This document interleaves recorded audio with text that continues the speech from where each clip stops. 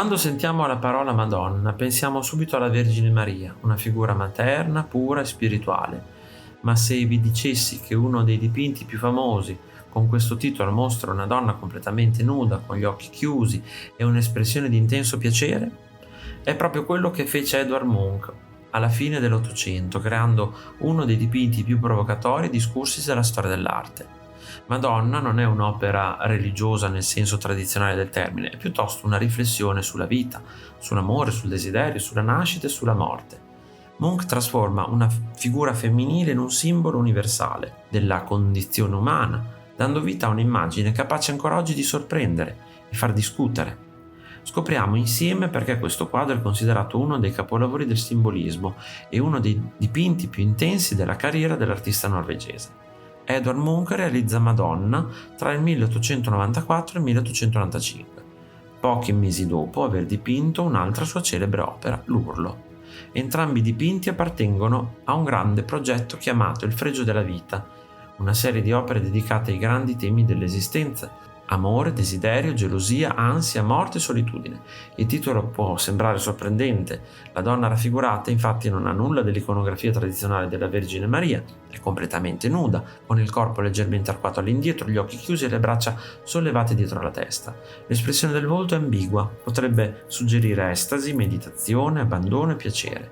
Per Munch questa figura rappresenta contemporaneamente la donna, la madre, l'amante e il mistero stesso della vita.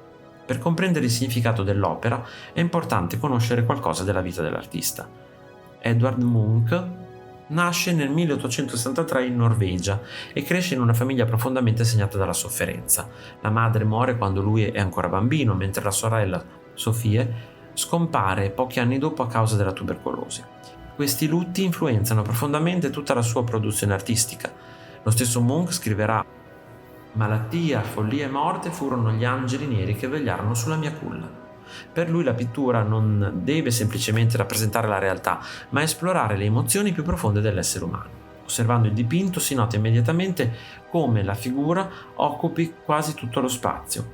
Lo sfondo è scuro e indefinito, quasi completamente privo di elementi che possano distrarre l'attenzione. La donna emerge dalla penombra come un'apparizione. Il corpo segue una linea sinuosa che accompagna lo sguardo dello spettatore verso il volto. Le curve morbide e continue trasmettono una sensazione di movimento lento e naturale.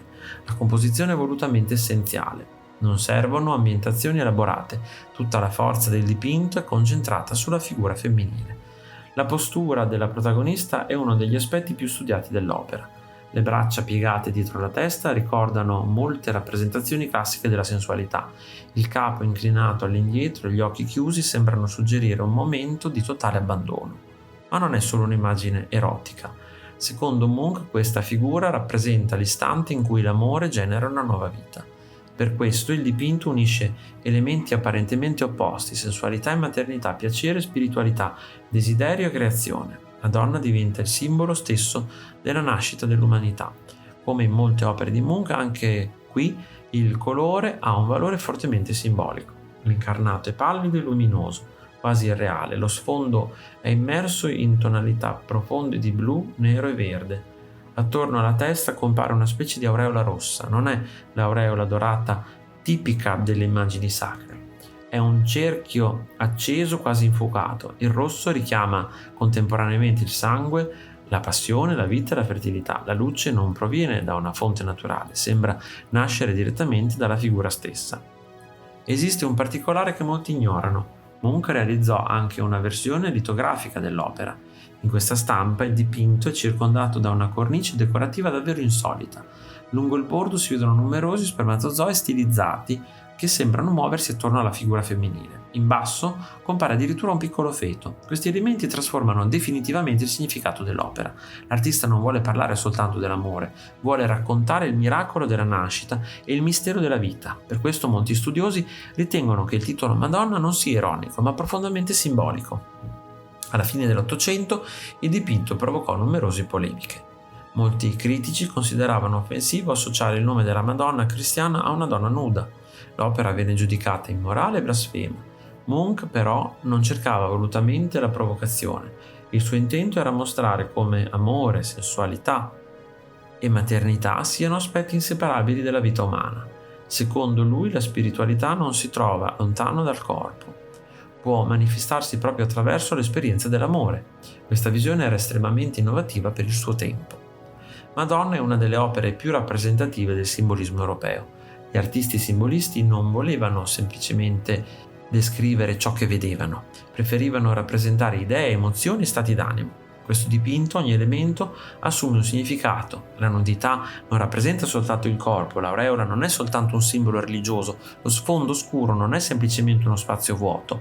Tutto contribuisce a creare un'immagine che parla dell'origine della vita e del desiderio e della fragilità dell'esistenza. A più di 130 anni dalla sua realizzazione, Madonna conserva intatta la propria forza, non offre risposte semplici, ci invita piuttosto a riflettere sui grandi misteri dell'esistenza. Chi è davvero questa donna? Una madre, un amante, una dea, la personificazione della vita? Oppure siamo noi a darle ogni volta un significato diverso? È proprio questa ambiguità a rendere il dipinto così moderno.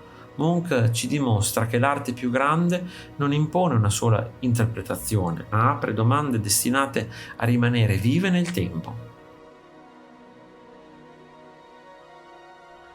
Se ti è piaciuto il video, iscriviti al canale, lascia like e condividilo con i tuoi amici.